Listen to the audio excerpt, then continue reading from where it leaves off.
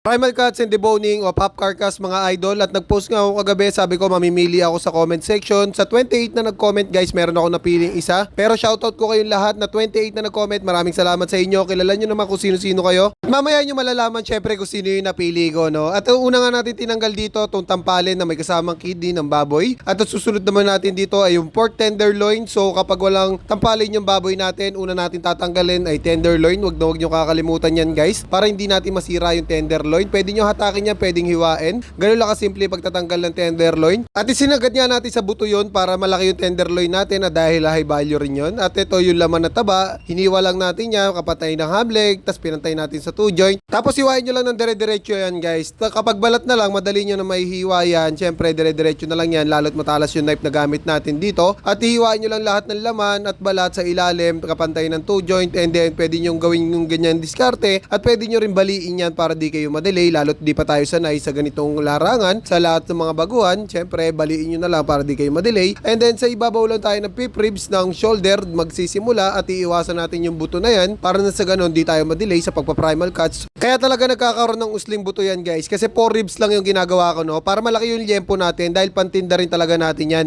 Pero 4 ribs or 5 ribs, parehas lang yan, standard pa rin yan guys. So pagdating sa trade test, kahit sumobra kayo ng isang buto sa 4 ribs, okay lang yon, pasok pa rin yon, tuloy-tuloy lang tayo guys. At dito pagka nahiwa nyo na yan, hiwain nyo naman yung mga balat at laman para na sa ganon mahiwalay na natin yung shoulder natin sa middle part natin guys. Dahan-dahan lang yung paghiwa, no, paunti-unti lang para na sa ganon, dahil maliit yung knife natin, hindi tayo mahirapan sa paghihiwalay ng shoulder natin sa middle part. Lalo na pag ganito kalaki yung buto guys, mahirap talagang hiwain yan, dahil mahirap talagang humiwalay yung buto na yan dito sa may middle part natin, dahil matigas talaga yan pag ganyan kalaki yung buto, buong-buo yung nasa likod niya, no. Kaya hindi natin magagawa yung katulad ng ginawa natin sa ham leg kanina, kung paano natin pinaghiwalay yung ham leg at middle part. Kaya ang gagawin natin dito, hiwain natin lahat ng balat at laman sa ilalim, tsaka natin baliin para na sa ganon mabali yung buto at madali natin mahiwalay yung middle part natin sa shoulder guys. At syempre hindi pa sira yung talim ng knife natin. At tapos na nga tayo dito sa primal cuts natin, pupunta naman tayo dito sa deboning. Nahiwalay na natin yung shoulder, middle part at yung ham leg natin, at dito nga tayo magsisimula sa ham leg deboning natin guys. So dito na unang tatanggalin talaga natin dito ay yung pata hind. At may dalawang diskarte nga ng pagtatanggal ng pata hind, ano. Pag sanay na sanay ka na dyan sa unahan, pwede mo tanggalin yan yung pinakang joint na agad.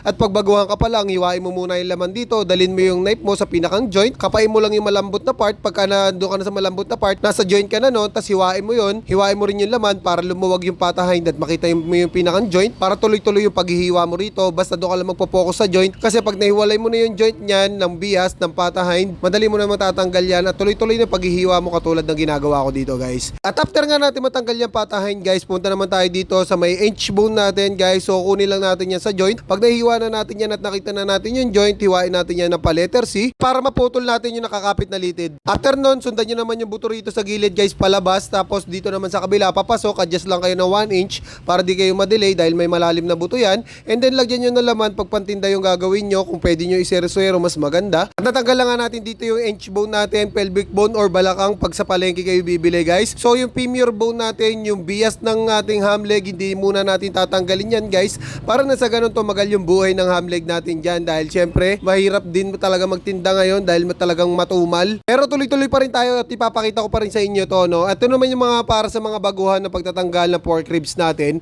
Pag ganyan kalaki yung buto guys, hiwain nyo ng paangat yan, papasok sa laman ng kasim. Pag nahiwa nyo na dyan guys, sundan nyo naman yung neck dito para na sa ganun maayos pa rin yung kasim natin at hindi tayo madelay sa pagtatanggal ng pork ribs natin dito, no. Yung neck, hiwain nyo magkabilaan, tas hiwain nyo sa ilalim para madali matanggal.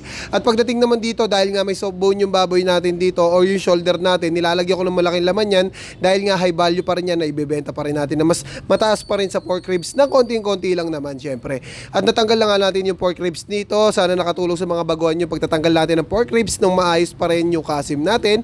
At pupunta na nga tayo sa exciting part guys, ang shoulder blade natin. Kapag may laman po, shoulder blade po yung itawag nyo, no. At kapag wala na pong laman guys, ang tawag na po natin dyan ay paddle bone, lalo na po sa mga nag-a-apply sa abroad guys. So dito inaangat ko muna yung mga taba para na sa ganun, malinis natin makita yan, dalawang layer na yan. Yan layer na yan guys. Yan yung layer ng shoulder blade natin. At sa ibabaw nga niyan, nandyan na yung duktungan ng shoulder blade natin at ng bias natin guys. So hiwain lang natin yan. At kapag napaghiwalay na natin yan, pwede na natin gawin yung diskarte natin kung paano natin tatanggalin yung shoulder blade natin dito.